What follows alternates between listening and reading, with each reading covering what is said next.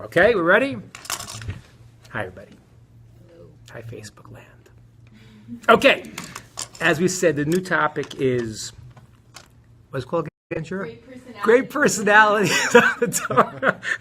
Right, great personality of the Torah. All right, so what I want to start with is, I want to start with some great personalities of the Torah, since that's the name of the class. Okay, now, but when you think of great personality of the Torah, you always think of the good guys. But what you have to realize is we have really great villains in the Torah also. And the reason for that is that to be a really serious villain, a negative guy, you have to know something. You can't just be ignorant. You got to know a lot, okay? And so today I want to talk about one of the people the Talmud says has no portion in the world to come. And he was also the greatest scholar, Torah scholar of his time before this happened. Okay? He was also a king of Israel. And the Talmud says, this guy is out. And we'll discuss what it means if he's out, how he gets back in, what that means exactly. But this person is really responsible for the split in the Jewish people. Okay, there's a split in the Jewish people, which largely continues till this day. And we're going to understand what happened, who he broke off from, and what it means for us today. Okay, this person's name is Yeravam ben Nevat. And he was the king of the 10 tribes. Now, how many tribes are there? There's 12 tribes. So how did I get 10? Because what's going to happen is that this man is going to break off the Jewish people and create the northern kingdom, the 10 tribes. And the way Jewish history unfolds is you're going to have the 2 tribes, that's Judah and Benjamin in Judea, and the 10 tribes of Israel, the other 10, are going to be the northern kingdom. And that's going to be the way Jewish history is going to unfold from very early on from the time the Jews enter into the land of Israel. And that happens like till the end. So the 10 tribes are exiled. We don't know exactly where they are. They're exiled someplace in Afghanistan. They even say that they found some like tribes in Afghanistan that have a custom. They would go into a cave on Friday and light candles. So who knows what, but the 10 tribes sort of got lost. They got exiled into what was at the time of Syria to Afghanistan. So you have now and so when we talk about like Israel, we're thinking about the 2 tribes, which is Judah and Benjamin, who were Judea. Because the 10 tribes are exiled much earlier, and Judea was the one that continued. The 10 tribes are actually they're lost. And there's a discussion in the Medrash if they come back or not. And there's a lot of different levels of depth to that. Some wild midrashim which talk about where they are and how they're stuck in this place behind this river called Sambatyon and wild stuff. But the discussion really is do they come back? Now, just to give you a precursor, none of the 12 tribes are lost, meaning that we don't know what tribe we're from here. You could be from any of the 12 tribes because there were some members of tribes that were living in Judea. The tribe is not lost, but as a whole, as a unit, they were exiled and they never came back, as opposed to the 2 tribes who, when they were exiled, they returned. Right? Exiled to Babylon, they came back to Israel, and then they were exiled, in the present exile to all the places that they went to, Babylon, Rome, and spread out to who we are today in the world, but maintain being Jewish. Okay? So we're going to learn about this guy Yeravam. All right? They say that the Ethiopians are Shevet Dan. That's right. No. Yeah, there's a Radbaz that says that one of the commentators say that Ethiopians were from the tribe of Dan. And that really was the whole discussion about, which was a big issue at the time when the Ethiopians were coming back in Israel. And I remember it was when I was living in Israel, were they Jewish and what was the status and were they tribe of Dan? Because they really had, been very much, were not able to keep the tradition the way most other Jews were. They were very much, involved in. Now there are different Ethiopians, and some were more connected, less connected, but they had lost certain traditions and this and that. So it was a little bit of a much more difficult situation. But yes, that's some commentators say they're from the tribe of Dan, which is why they were considered Jewish. What about tribes of Levi? So the Levites we know, and that's because they lived in all different places, especially in Jerusalem, where was the central area of Judah and Benjamin, where the temple was. The temple was partially on the territory of Judah, partially on the territory of Benjamin.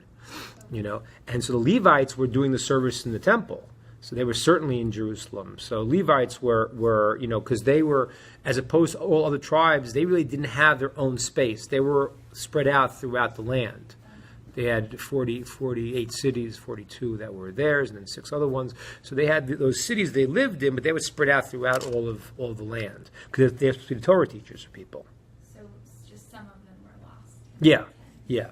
Assuming, when that actually happened. Okay, now listen to this story about Yerovam. So Yerovam, like I said, is a guy that says he has no portion in the world to come. And the reason why is because he really led the Jews astray and brought idol worship to the Jewish people, separated the 10 tribes, and eventually causes their downfall. When was this? This is very early on in Jewish history. Listen to when this is, okay? The Jews leave Egypt, okay? From the leaving of Egypt, 480 years later, they build the first temple. Okay? Who builds the first temple? Shlomo. King Solomon, Shlomo. Okay? David's son. Okay? So David, what happened was he fought the wars. He wanted to build a temple. God said, you can't build a temple. You've been a warrior. You can't build a temple. That's one of the reasons. There are other reasons also. And your son Shlomo will build a temple. And as I said to you many times, the word Shlomo, what does the word Shlomo mean? Complete. Shalem, whole. Okay, he was really, in a certain way, supposed to be the Mashiach. He really was it. And I've told you many times, Jewish holidays always happen on the 15th of the lunar cycle, 15th day of the month, right? Because we follow the moon generally when we count the months, and when the moon is full is the 15th of the month. That's when the lunar cycle is full. And what happens is we're considered like the moon. We reflect God's light into the world. So what happens is that if you count the generations from Abraham, the first Jew, to King Shlomo, how many generations do you think you're going to have? I kind of gave it away. 15, right? Because he was the 15th level already. He was the wholeness of the moon. He was supposed to be like Jewish holidays are on the full moon, right? You have Passover as a full moon, right? You have 3 festivals. You have Passover, Pesach, that's on a full moon, the 15th of the month. You have Sukkot, full moon also. And then Shavuot is really just 50 days from Passover. But the really main point is on the 15th of the month, that's when we're in our wholeness. That was King Shlomo. He was supposed to be, potentially, we always say, the Mashiach, son of David. That could have been Shlomo. And what happened to Shlomo? Too many wives. Right, made a mistake. Too many wives. That's why I don't do that. Not a good idea. Now, why too many wives? Now again, just briefly, I have to go through this a second. He had too many wives. Though he was the king, he had too many. Now, why did he have so many wives? What was the point of that? Why didn't he do as the Torah says don't have too many wives? And yet he did. Why did he do that if the Torah says not to do it? It was supposed to be shluchim. That's right. His idea was to make. He had a great idea. There's no internet. Okay, you want to go and you want to bring godliness into the world. How are you going to do it? Today when Mashiach comes, you'll know in 4 minutes. Not even. Just, he's here. Good. You'll know. How are you going to know back in the old days? You know how you know? Shlomo had a great idea. What he did is he married the princesses of every country. They converted. They went back to their countries and they taught about Torah, about truth. That's what happened. And that was his plan. His plan was, he said, listen, I'm going to go and get these people to go and to know about God, know about truth through the emissary of the princesses of every country. He also could have just sent like teachers, though. Yeah, possible, but if you're not in the royal family, it's like, who said they're gonna take it? If your like princess now is married into that culture and that society and believes in that, that's a very powerful thing. It's very, very powerful. But the problem was that it was the wrong thing. And they actually, although the text seems to imply that he later on in his life turned from Hashem, he didn't. But the problem was he wasn't able to stop the wives who he had too many wives to he couldn't handle it. He had so many wives, he had to keep up with the thing. So his wives came from different cultures, and were they so into it or not so into it? Not 100%. And they started bringing offerings back to their old ways, their old heritages, and their old gods. And he wasn't able to stop it.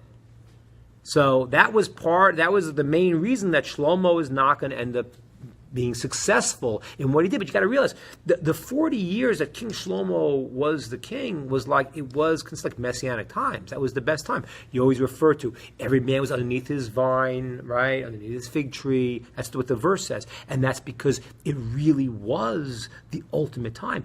There were no famines in the world. There were no natural disasters in the world during Shlomo's time for anybody.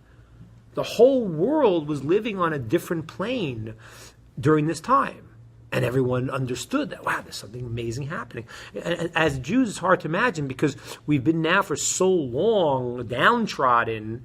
It's hard to understand that when you think about the superpower of the world, then that was it. The whole world looked to Shlomo. And it looked at him as the king, the philosopher king, too. It wasn't that Shlomo never fought a war in his life. He never fought a war because he was the philosopher king. Everyone come to him to find out his wisdom. Right? And that's the early part of his reign. He was a very young boy when he started his reign, and he has a dream, and God asked him in the dream, what do you want? And he said, I want wisdom. And he wakes up, and he all of a sudden hears the animals making sounds, and he understands what they're saying. That's pretty freaky. Imagine you walk out, you hear the chipmunks, then you know what they're saying. It's crazy. So he understood his prayer was answered.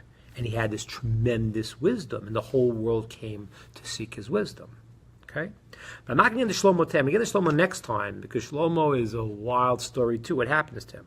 But I want to tell you now about Shlomo's sort of arch nemesis, which is this guy, Yeravam ben Nevat. Now here's what happened. King Shlomo married a woman that was maybe a question. They wouldn't know who he married. That was maybe a question if he should have married her. The daughter of Paro, Bas Paro. And he loved her very much. Okay? Now, how could he marry her? You weren't supposed to convert an Egyptian in the first 3 generations. So some people say because what happened was that she was a princess, so we knew she was doing it for the right reasons. But he married the daughter of Paro. Okay? And when he did that, Yeravam, who was a great Torah scholar, was angry. He was fed up. All right? Now, whether he should have or shouldn't have, I don't know. The Medrash says that when he did, the Talmud says that day was the beginning of the formation of the city of Rome, that it was about to start being formed because he was already starting to break away with the daughter of Paro and what her views were, whatever exactly. But he loved the daughter of Paro very much. And what happened was he built her a palace, okay, in this place called the Milo, which was like an area, a plaza that King David had left open, and people were able to come to the temple. He had these breaches in the walls where his father, King David, had allowed people to come to Jerusalem. And what happened was Shlomo now built the palace of Pharaoh's daughter, his new queen, in a place that was possibly preventing people from getting into Israel as fast, get into Jerusalem as fast as they normally would. He closed the breaches, he closed the walls, or possibly they had to go through her area, which meant that she had more control. Some people say he put a tax on it for her. Whatever exactly happened, Yeravam saw this as a problem. Additionally to this also is that in those days, I don't know, they didn't make duplicate keys so much, and Shlomo had the keys to the base of Migdash. So if he didn't come on time, if he slept till late, he married Bas Paro, he wasn't on time exactly, everyone was waiting around to get into the base of the temple. They didn't like that. So Yeravam sees this. Now, Yeravam's a scholar at the time, and he stands up and he rebukes Shlomo. He says, what the heck are you doing? Your father, David, he created a situation where people were able to come to the temple easily. And you're messing the thing up here. You're going and you're putting, this space for the daughter of Paro, and maybe taking taxes from us, and now coming late to the temple. We got to wait for you. So, you think that was a good thing or a bad thing to do? In public? Ah, very good. But before you get to the public part, you think it's a good thing or a bad thing to do? Give the king rebuke for something he's doing wrong. What do you say in Facebook land? What? Probably not. Probably not? Unless you're an advisor. That's your advisor? I don't know. I would think it's a good thing to do. I would think. But isn't Shlomo Hanach is like a Navi talking to Hashem directly? Yeah, but this one he made a mistake. That he didn't get prophecy on it. How would you ever know it was a mistake? Because that's a good question. He thought it was a mistake. Now, some commentaries say it wasn't what Shlomo did. He misunderstood. Yeah, there are commentaries who say Shlomo did. It wasn't exactly the way he perceived it. But in general, there's a principle that if somebody's breaking the Torah, and it's a Torah law, then you don't even have to honor your rabbi. You see the guy doing something, if he's breaking the Torah law, and you know he's breaking the Torah law, then you could say, you got to say something. So Yeravam is so much so that the Talmud says that's why he merited to become the king of the 10 tribes, because he saw something that he thought was wrong, whether it was or not, and he stood up. And he wasn't afraid to tell Shlomo. Now again, he's a tremendous Torah scholar, so great that it could be that no one. Shlomo was the wisest of all people, but Yeravam was tremendously knowledgeable in Torah. So great, there's a discussion about him and one prophet that their conversation in Torah was so great that no one could understand them. He was that big, and he decides that he's going to tell the king off. But the problem, as Akiva said, was he did it publicly. That's a big problem. And that already, smacks of a problem. It's not just all altruistic, that you have some other agenda there. But you got to understand that the dynamic of Yeravam. At this point, he's a tremendous scholar. He sees what's wrong. He stands up for what's right against what's wrong, and he says it. But maybe in his zealousness, he's not careful of how he does it. He does it in a way that's disgraceful to the king and to any human being. But because he was so into standing for the truth, and because of various things that King David maybe had done, Shlomo had done, we'll get to that next time, God sends a prophet in Achia Shiloni who actually inaugurates Yeravam to be the king of the 10 tribes. This guy, Achia, comes and he has his garment. He rips his garment into 12 pieces, okay? And he gives Yeravam 10 of them. And he says that God is going to give you the 10 tribes. And Yeravam, that's what happens. The 10 tribes break away from Shlomo's son, Rechavam. Now, why did they break away from Shlomo's son, Rechavam? Now we're in America talking about taxes. It was because of the taxes. Right? All the senators got to hear this. What happened was, King Shlomo, when he was alive, things were great, but he had raised the taxes more and more. And people were giving taxes, and they were paying. And now, again, people were prosperous, but the taxes were going higher and higher. And you weren't going to say anything with Shlomo. At the end of Shlomo's life, when he died, his son Rechavam took over to be the king. Okay? Now remember, the other guy, Yeravam, is already gone. He left Jerusalem. He's protesting. He's leaving. Shlomo wanted to get him. He left. He's out. What happens is that the son of Shlomo, his name is Rechavam. It's a little confusing. We'll call him Shlomo's son now. Shlomo's son, Rechavam. What happens is that the taxes are high. People come to him and say, listen, drop the taxes and we will follow you. Drop the taxes, that's what we got to do. That's what the tax bill. Now, so he doesn't know what to do. He calls his advisors in. He calls in Shlomo's advisors, who are the older wise men, and they said, drop the taxes. You can't, you're not Shlomo, you're not ready for this. Drop the taxes. Once you get a little more power, then you could do what a politician does and start raising the taxes again. But now you can't. He calls up his friends with young guys and says, what should I do? And the young guys say, if you lower the taxes now, the people say he's wishy-washy, he's got no backbone. You got to go and tell them, if you think my father Shlomo was tough, like a finger, I'm like a log. And I'm going to raise the taxes on you. That's what he did. So he got in there and he said, listen, I'm not lowering the taxes, I'm raising the taxes. Show you who's boss. And what happened? They showed him who's boss. They left. And they got this guy Yeravam to be their king. And that is the split now between the 10 tribes of Israel and the 2 tribes. Got it? Good so far? Make sense?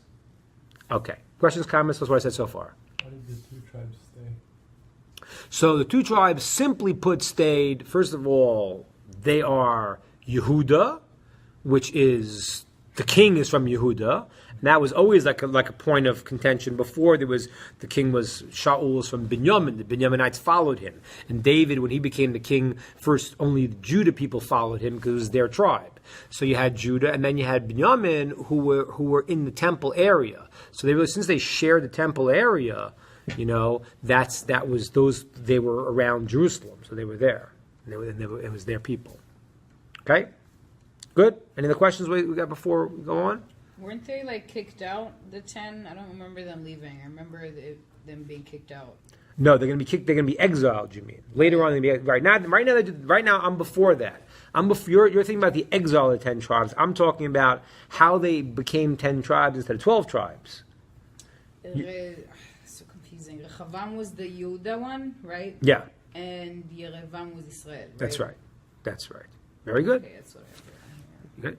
Very good. You're doing great. All right. Wonderful. Okay. I can't remember any of this. Okay. You're doing good. You're doing very So good. much. Yeah. So we have now this split: 10 tribes and the 2 tribes. Now, this next part is nuts. It's literally nuts.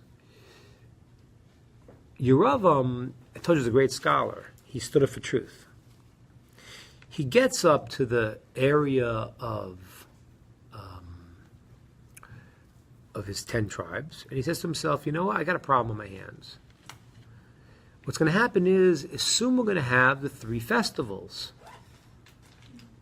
And they're all going to go to Jerusalem. So they're going to say, wait a minute, this is not the real thing. That's the real thing. And worse than that, there's a law that you can't sit in the azara, in the courtyard area of the temple, anyone except for a king from the tribe of Judah. What's going to happen is we're going to get there, and the son of Shlomo, Rechavam, is going to be sitting. I'm going to be walking around like a jerk. And they're going to say, hey, this guy's not the king. The Judah guy is the real king. For the tribe of Judah is the real king. And what they're going to do is they're going to leave me and go to him. And if I sit down also, they'll kill me. They'll say I'm rebelling against Judah. I'm stuck. So what are you going to do? You have a big problem on your hands. what you do? What you Create a do? new temple. Create a new temple, start a new religion. What people do for all these years. Start a new religion. That's what he did. Now, the religion he started is a little bit bizarre because it wasn't a good religion in the first place. What he did was he closed the borders. Okay, you couldn't go from the north to the south. He put guards there. You couldn't travel. And then what he did was he brought back an old-time religion called golden calves. But if you thought one was good, two is even better. As a matter of fact, the commentaries say it's a very strange thing because why would they be attracted? The golden calf didn't work so well the first time, but he was saying a different thing. I would assume the following. First of all, I'm going to digress a second. Why in the beginning was it a golden calf? Why did the Jews want a golden calf? Why the image of a bull? So the Medrash says that what happened was in the vision of Yechezkel, Ezekiel, happened was he sees God's chariot, so to speak, how God runs his world. And he sees there's a lion on the right side, and then there's an eagle and a man, and then there's the face of a bull on the left side. The face of a bull meant the power of the bull was judgment, din, fighting. And the reason why they built a golden calf in the first place in the desert was to say, this is a place of a desert, of challenges, of battle, of difficulty. We need not to say that there's another God. We say that really what happens is that God's, we can't see God now, Moshe's not here. We'll build this symbol that will remind us possibly of God, depending on what they were thinking.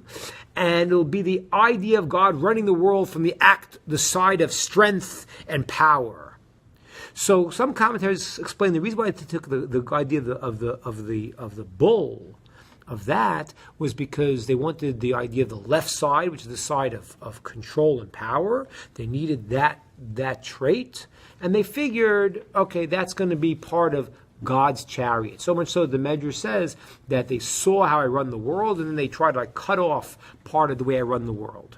Who's they? The 10 Shvatim? No, first I'm talking about now the Jews in the desert. That's what the original golden calf was from that reason. So I'm extrapolating here that Yeravam, and we'll see in a minute that it's going to be his trait, could be that he has the same idea. But Rav Tzadok Cohen says that because beforehand there was only one, he wanted to show them right now that this type of service, by putting two in two different places, is a service that, these people in Judah are getting so particular about one spot and one thing. They're still thinking about creativity. And therefore, by putting in two spots, the golden calves is a different thing. I know before the golden calves didn't work so well. But this is different now. When I put two different places, it shows you're allowed to express yourself more.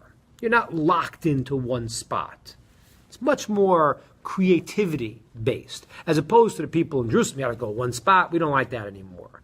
So, according to some commentaries, Yeravam sucked the people in by making them feel they were more expressive now and bringing back a service they did once before, idea of the golden calf, and I'll explain it more why Yeravam is the left side of strength. But now changing it around, saying, it didn't work before and it was one, but now that it's two, now it could work, because now what it is, it's more of an ability to feel free and not to go to one spot. Yeah, but two calves, one in two different places. Didn't you say he was a great scholar? Yes, And that's Avodah Zarah. that's right. So Why'd he do it?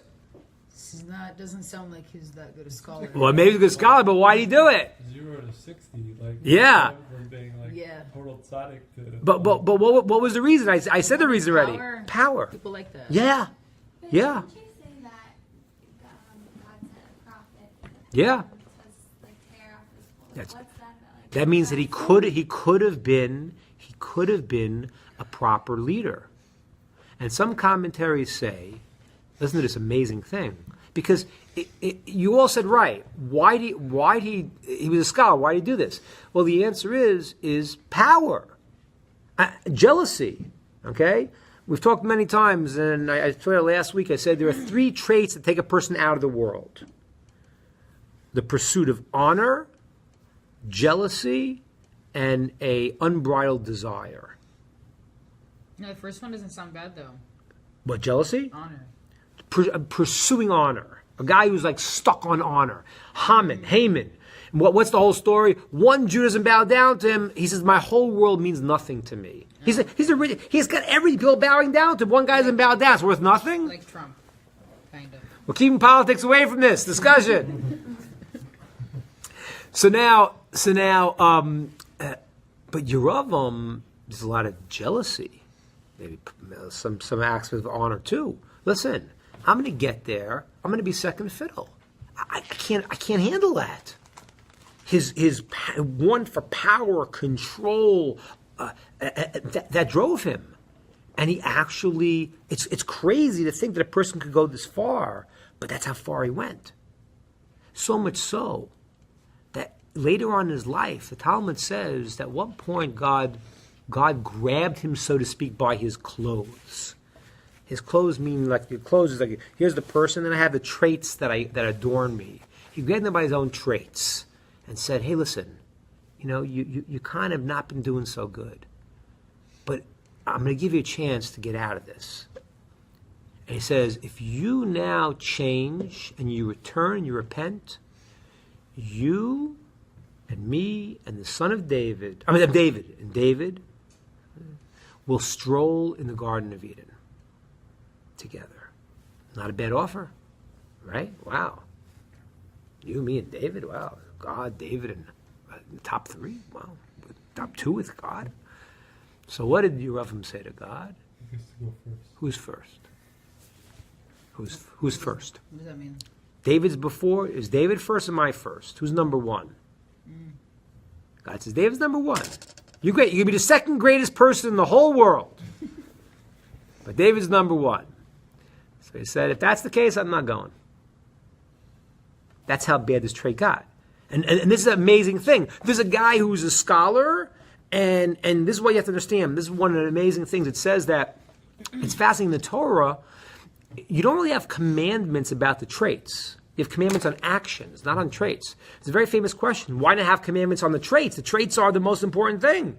And the answer is because the traits are the underpinning of doing everything. If you have bad traits, it's going to come out. You're going to be. It's like a precursor to doing the Torah. If you have bad traits, it's going to come out. So this guy learned a lot, but he never let the Torah change his traits, which it should have done, and should have given him the idea of having, not being a jealous person and being an honest, sincere person. And he never went there, and that it became his undoing. And that's even why in the beginning, when he rebuked Shlomo, probably why he did it in public. Probably the same thing, because at that point he was like, I really want to show who I want people to know how great I am. If he really cared about the honesty, and that was the only thing motivating him, he would have done it in a different way. So at that point he was subtle. He was probably had a lot of good things going for him. He was potentially great, but his flaws came out. Now I'll tell you an amazing thing. Tzadok Cohen says that what would have happened is that if he wouldn't have gone down this path, let's play it out a second. Because if he doesn't go down this path and he says, you know what? Oh my gosh, I'm the king here, and now they're going to go to Jerusalem during the festivals, and he's weighing this out. What? He's right. He would have lost his kingship. So did he do the right thing or wrong thing? The answer is he did the wrong thing. Because if he would have let it happen, and he wouldn't have allowed his jealousy to take control of him, the people would have gone down to the temple. They would have recognized the role of the king from the tribe of Judah. They recognized his role, which we'll get to in a second, because we'll see who he is. And they would have actually brought about the ultimate correction of the Jewish people. Let me explain to you why. Does anyone know what tribe this gentleman, Yeravam, is from? The tribe he's from? Very important question. What was his father's name? Navat, but I'm going to help you. So he was from the tribe of Yosef, Ephraim, tribe of Joseph. Ooh, ladies and gentlemen, this is the story of the Jewish people, right here, right now. Why? Because what happened was, you go back originally, you have the 12 tribes, and there's a battle between Yosef and the other brothers. And in a certain sense, it's a battle between Yosef and Yehuda. Who's really going to be the king? Who's the leader? And this is playing out right now with Yeravam, who is from Yosef, and with the descendants of Shlomo and David, who's from Judah. This was right now the potential of this relationship. And what would have happened is, if he would let them go down to Yerushalayim, then he would have actually brought about the unification of the Jewish people. Let me explain. So, I mean, this is a little hard question, but we're here on Facebook Live. We're going to speak about it. So does anyone know how many Mashiachs there are? How many Messiahs are there? Like in history? No, not fake ones. I mean, real ones. Well, David was a Mashiach. No, I see. That's called the anointed one. The one we're talking about is There hasn't Mashiach. been one yet. I No, don't think no, there hasn't been one yet. But how many will there be? The Talmud says in the end there are two. Two. There is a Mashiach from the family of Yosef, and there's a Mashiach from the family of David. So what is two Mashiachs? Two Messiahs, two Mashiachs. One is called Mashiach ben Yosef, Mashiach from the line of Yosef. One is called Mashiach ben David, Mashiach from the line of David, which is in the line of Yehuda. Now, why do you need two? What is the function of each? So let me explain. Mashiach ben Yosef, what he does is, he is the one that leads the Jews in the wars that precede the time of the Mashiach ben David. That's why you don't hear so much about him, because he's really a precursor. He's a precursor to Mashiach ben David. That's what he is. What happens is that there's a process. This process is called the truth is the process actually happens on a lot of levels. We talk about wars, the Talmud says, but I want to expand the idea also. It's even talking about a process of how the world is unfolding right now to lead to times of Mashiach, times of Messiah. And that's what the Vilna Gaon writes in the book Kol HaTorah. He discusses there's a process happening where on certain processes, natural processes, the Vilna Gaon writes that the coming back to Israel is the beginning of that process. Naturally building up the land. That's a process. Mashiach ben Yosef represents the human being who will help the process of paving the way for Mashiach ben David. That's what he does. Now, how's that tied in with Yosef and what I said about the bull? Because Yosef's quality was the quality. I mean, when you think about Yosef, what trait about Yosef, or what story about Yosef strikes you as his moment? When he doesn't have relations with the wife. That's right. That's the idea of Yosef's power of self-control. That's who he is. The story is that Yosef's 17 years old. He's sold into slavery in Egypt, and Potiphar, who's his master, his wife, is trying to seduce Yosef. Talmud says she changed her clothes throughout the day, 20 times a day, changed her clothes, did everything she could to try to seduce the 17-year-old kid, and she couldn't do it. Okay? And then there's one moment where he's back in the house doing his work. There's no one there. There was their day of their holiday. She said she wasn't feeling well. She stayed back, and she tries to seduce Yosef. She grabs him, and he is afraid he'll fall, and he runs out, and she's left holding his cloak. But Yosef's trait is the trait of mastery, self-control. It's called sur meira, removing from evil. He's called the bull.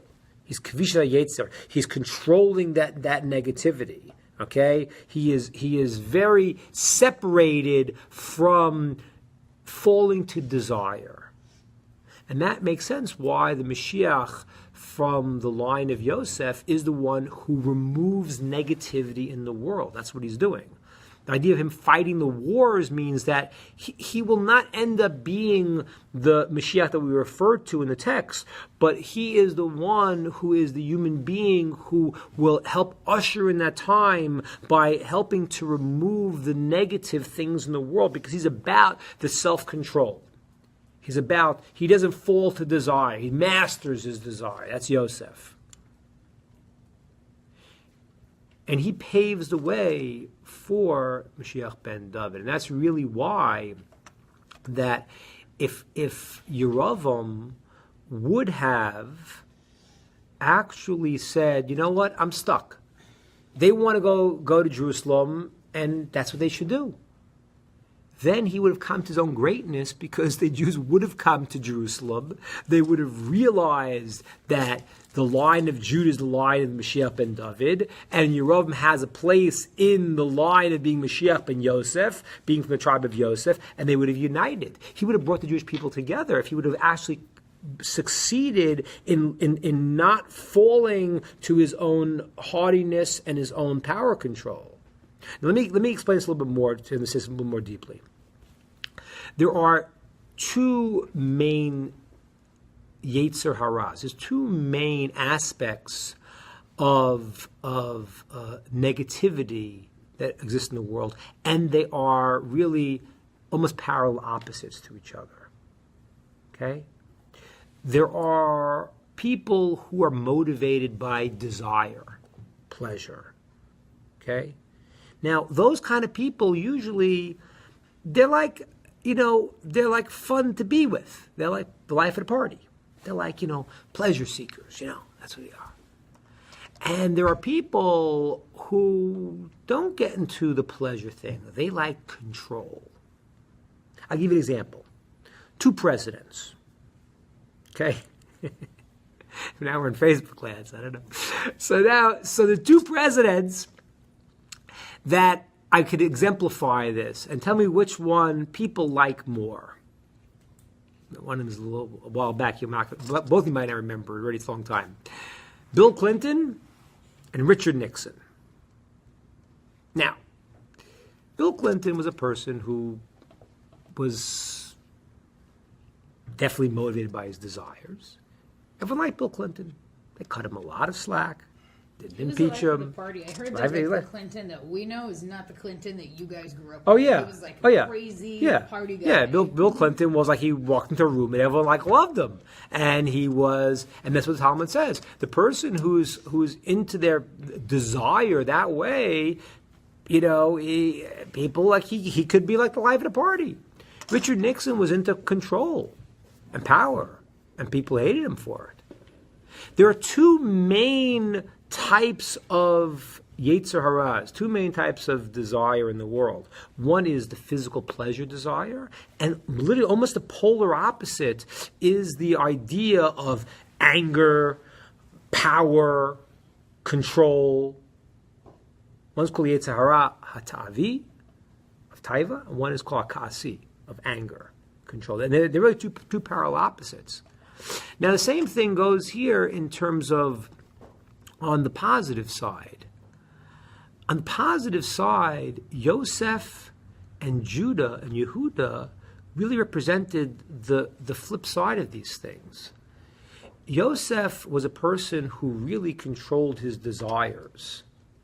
And the commentaries say that so is Yeravam. Yeravam was not a desire guy. The problem Yosef saw in his brothers, it says he thought that they were talking to the Canaanite women and hanging out with them too much. And he went and he told his father Jacob what they were doing, because Yosef looked bad. Yosef was a person that was menuka, he was clean, he was free from that pleasure desire. And therefore, his challenge was now potentially in the aspect of, wait, I'm acting right. I'm doing the right thing. And that could lead to the other challenge of then seeing yourself separate and power and control. As a matter of fact, one of the reasons the commentaries say that the brothers thought Yosef was a phony is because they prophetically saw Yeravam coming from Yosef. And Yeravam was haughtiness. He was jealousy. And they said, look, Yosef's telling on us. It's that trait. Yosef saw in the brothers that they thought they were crossing the line with desire. Now, which of these two things do you think is worse? Being a narc. What? Being a narc? Being a narc. Be telling. Okay. No, but which of these two desires do you think is more problematic? The desire one or the anger one? The power one is definitely more dangerous. Power is more dangerous? Because there's no way to fix.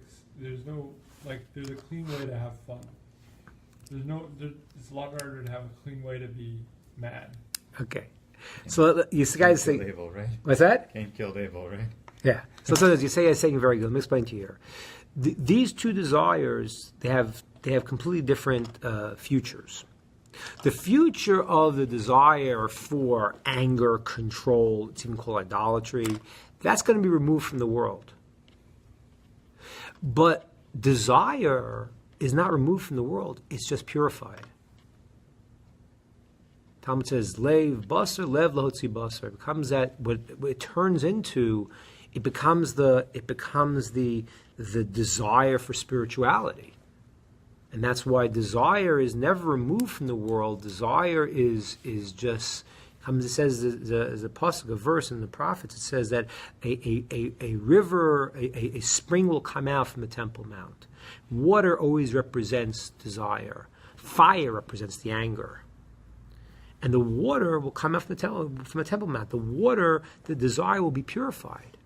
So what happens is that the two processes is Mashiach ben Yosef, who is the bull, who fights negativity, and that's what Yosef's descendant will do in the future. And the brothers of Yosef thought, hey, he's a haughty guy.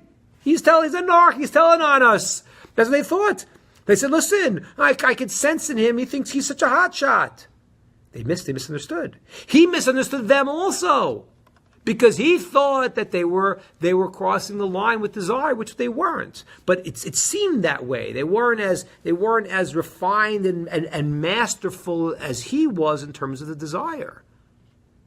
But that's how the Jewish people actually could, God forbid, have dissension amongst them.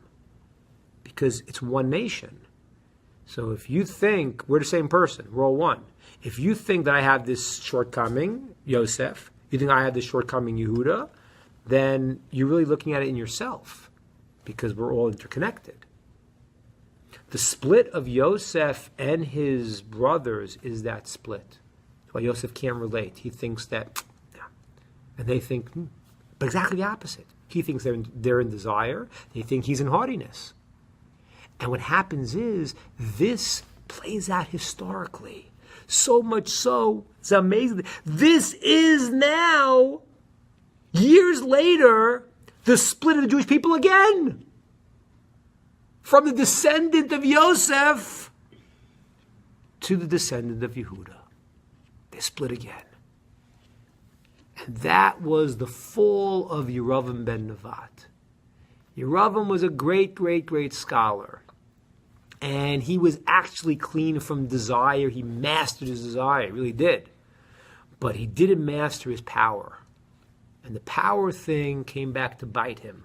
And because of that, when he did that, that ends up being the breaking up of the Jewish people and his chance to reunite them by going and allowing his place in the world and saying, okay, I could be the precursor for the Mashiach ben David. I'm willing to take that role. And to say, who's going to go first? It's not me, I'm not going. That is his undoing. And that's why, according to the Talmud, he's one of the kings that have no portion in the world to come. We will talk about it next time. We'll explain it a little more.